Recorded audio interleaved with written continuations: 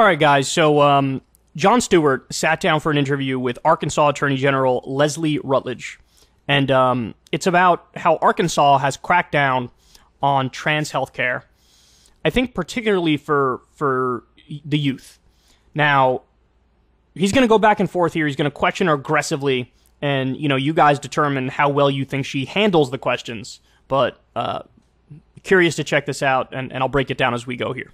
Why would the state of Arkansas step in to override parents, physicians, psychiatrists, endocrinologists who have developed guidelines? Why would you override those guidelines?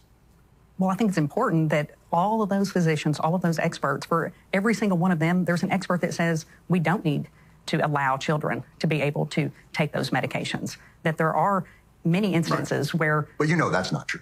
You know it's not for everyone. There's one.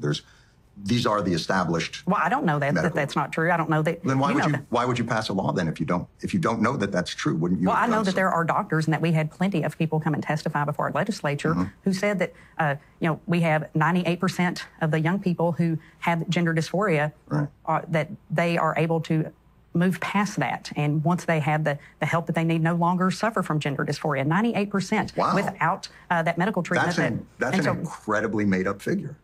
That doesn't comport with any of the studies or documentation that exists from these medical organizations. What medical association are you talking about of these doctors?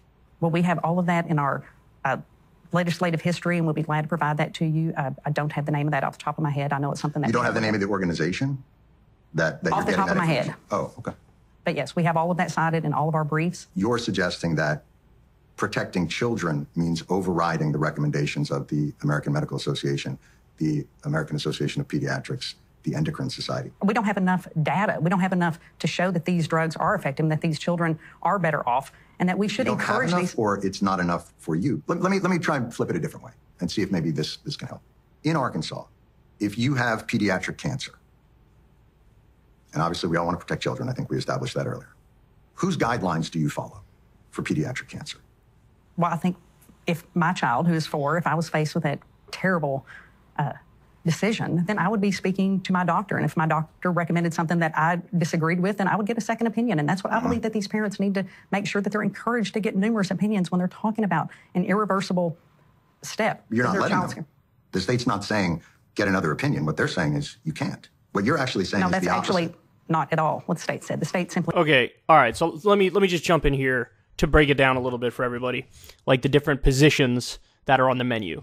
So Jon Stewart is taking the position that when it comes to trans healthcare for adults and for the youth, effectively, like, leave it up to the experts. Leave it up to the scientists and the doctors and the people who've studied this and the families and the individuals, like, sort of let them decide on their own, stop intervening. The position of apparently the state of Arkansas is, no, we're effectively going to ban it for youth up to, until a certain line, and then after that you can get healthcare if you want. Now, by the way, there are plenty of people on the right, like Matt Walsh, for example, who go further and say even ban transitioning for adults, right? So I'm going to try to steelman the rights argument for a second. So they say, look, for kids, there's this thing that's like a social contagion, which is it becomes like a fad. It becomes popular to try to be trans. And since that's the case, you're going to get like false positives where people are following the fad, the trend. They want to be trans, and they end up doing things that are like irreversible. And so, that's why you effectively want to ban it for young people, or at least wait until a certain line for them to decide.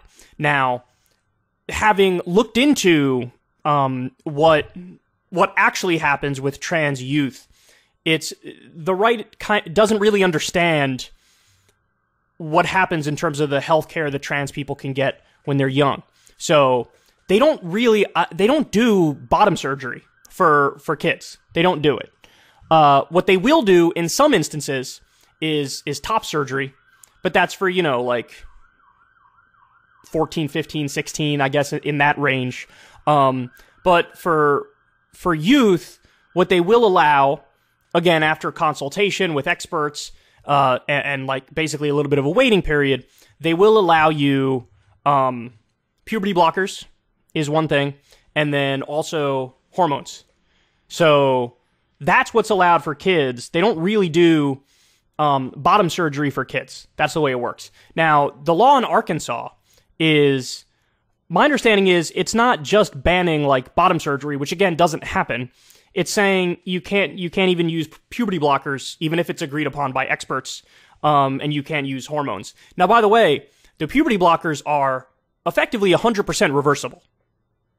They're effectively 100% reversible. The hormones are not necessarily 100% reversible, because you're still going to have, like, if you're female to male transition and you get, a bunch of testosterone, it might permanently alter hair follicles, bone density, jawline, things of that nature, right? But that's really the realm of what we're talking about here. And there is, like, some debate from within the expert community. Hey, what should be allowed? What shouldn't be allowed? What should the waiting period be? Etc. in terms of when you're dealing with trans youth. But again, the position from the right is like, just ban like any and all treatment for kids under a certain line. Whereas the position from what appears like Jon Stewart's position and the left's position more generally is like, effectively leave it up to the individuals, the families, and the experts. And again, I want to reiterate, when you do leave it up to the individuals, the families, and the experts, they say they don't really do bottom surgery, but the extent that they will do any sort of intervention, it's puberty blockers and hormones to, effectively, with the puberty blockers, it's almost like to buy more time for the person to determine if this is really what they want, right? Okay, so now having said that, let's continue.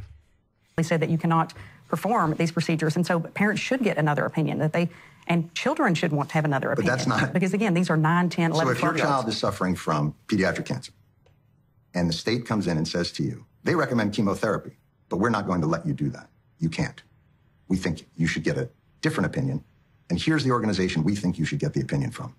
They're not the mainstream, but they're an organization. So that's who you have to be treated by.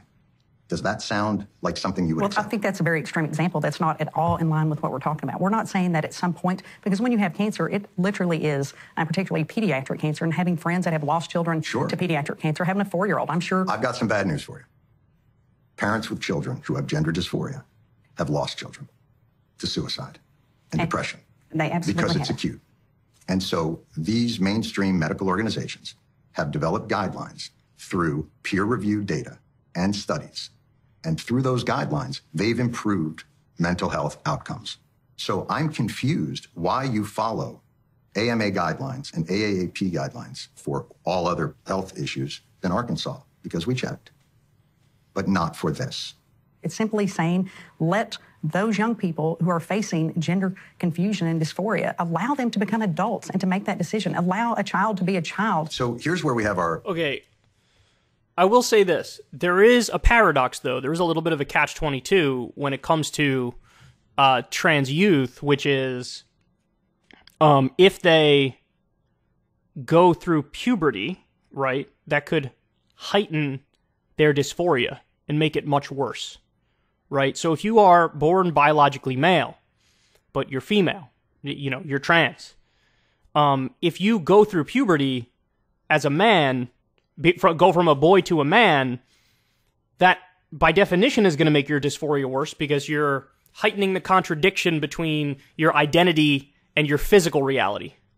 You understand? So, look, I understand the right's concern in the sense that they're like, you can't leave such a profound decision about the rest of your life up to a 7-year-old, right? Like, I understand that concern. I don't think that concern is crazy at all.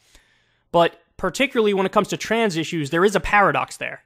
And the paradox is, if we're dealing with somebody who has gender dysphoria, and they're born biologically male, they feel female, then they go through puberty and go from a boy to a man, they get a bunch of facial hair, they get a chiseled jaw, they get a manly bone structure, right? Well, then you just made it like 10 times worse for them by not intervening earlier. And again, I'm sure that within that expert community, they do have some lines as to like, I ain't doing, nothing's getting done. I'm not giving puberty blockers. I'm not giving hormones to a fucking 5-year-old, right?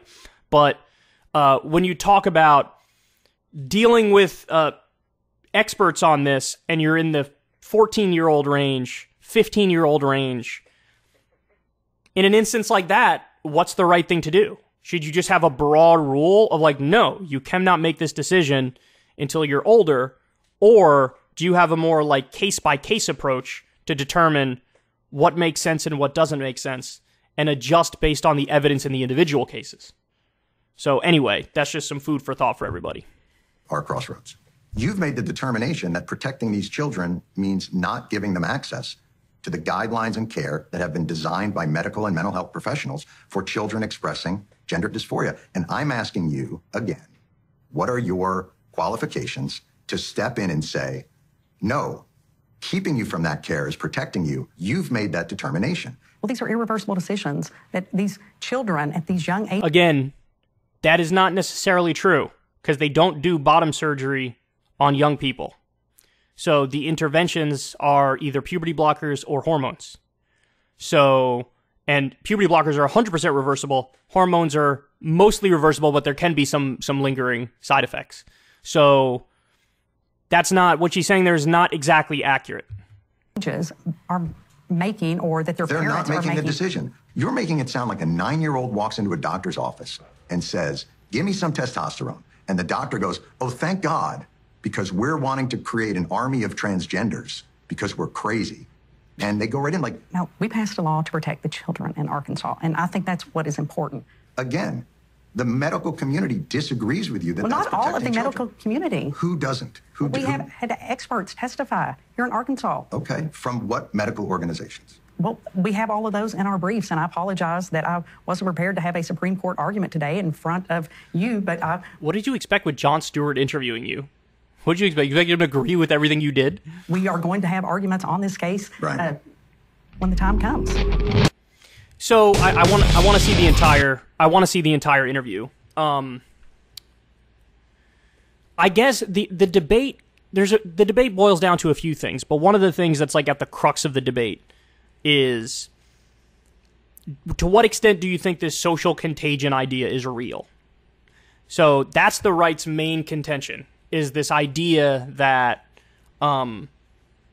if being trans has become a fad, it's become the in thing, it's become popular, then are you going to let kids sort of ruin their bodies and do stuff that they'll wish they didn't do, and they'll look back on it like, what the fuck was I thinking? That's the question, is to what extent do you think there actually is a social contagion around being trans?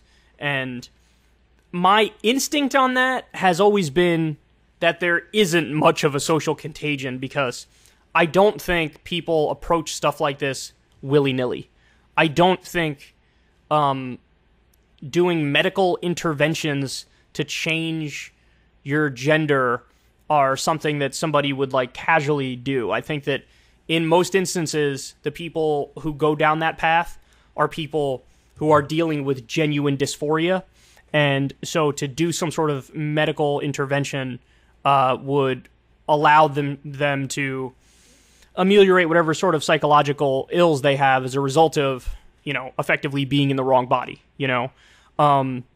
But I'm trying to like steel man the case of the right and respond to it, as opposed to just like glibly and smugly swat it aside. I mean, Jon Stewart does as good of a job as I've ever seen of somebody taking the left position and sort of destroying the right position here, because his argument is effectively, he just keeps going back to, well, what about just listen to the medical experts? Listen to the scientists, listen to the doctors, listen to the families, listen to the individuals. Like, basically, you don't know better, right?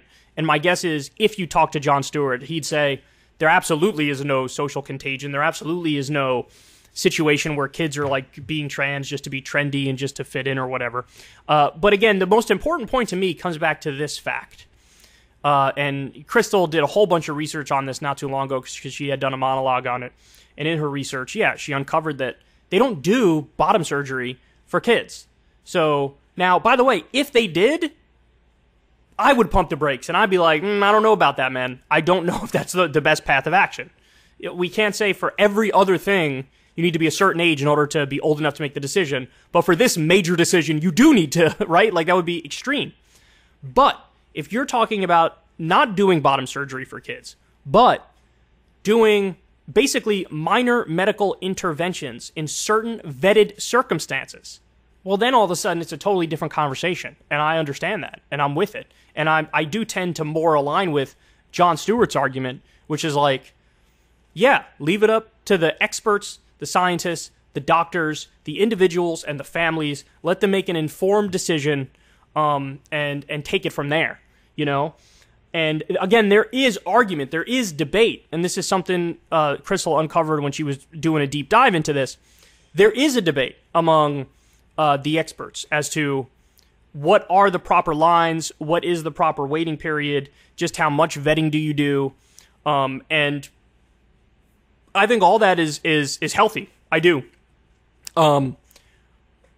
What I don't think is healthy is sort of like the glib decisions of these right-wing governing bodies where they don't really know anything about the issue and they just drop the hammer because they have a misunderstanding of how all these things function and what even is going on, right? So for them to ban all basically gender-affirming healthcare under a certain line, that's a little too heavy-handed an intervention. And there probably are going to be really negative side effects as a result of that. So, look, I think he handled that. I think he was pretty strong in that interview. At the very least, he showed that she doesn't know what the fuck she's talking about. She's not researched on the issue, and she's just sort of taking the default popular position in Arkansas and affirming it, ironically to use the word affirming, and has no problem with whatever the consequences may be. So, anyway, there's your breakdown. I saw the left was largely, like, really celebrating how good Jon Stewart did in this interview, and the right seems to think he was smug and arrogant and not really addressing their concerns. But again, I think the heart of the issue here, the heart of the disagreement, is that the right seems to believe that there's this fad of kids becoming trans, and so since it's just a fad and they're going to get over it, you know, it's the story of like the detransitioners, then you're basically doing like child abuse to the kids to allow them to do any sort of medical intervention to affirm their identity, right? But the rebuttal to that, of course, is what is the percentage of actual detransitioners? So that means people who transition from one gender to another and then they regretted it and they were like, fuck, you know, I made the wrong decision, and they try to go back, right? And correct me if I'm wrong, I'm not as familiar with the studies on this as maybe some other people are, but I think it's only like 1% or less than 1%, maybe 2% maximum of detransitioners, which tells you over 90% of the people who get trans-affirming healthcare, it just helps them, right? So since that's the case, I think it's hard to make the argument that there really is like a widespread social contagion thing going on. So anyway, there's the gist of it. Jon Stewart really sort of pummeled this woman into the ground, and it'll be interesting to see what the fallout is. Ever since Adpocalypse, when YouTube defunded all independent news and politics overnight, we haven't trusted them. We know they can pull the rug out from underneath us at any time. If you enjoy this content, please consider tipping $1 or $2 per month on the Secular Talk Patreon. Link in the video description box below. Thanks for your support.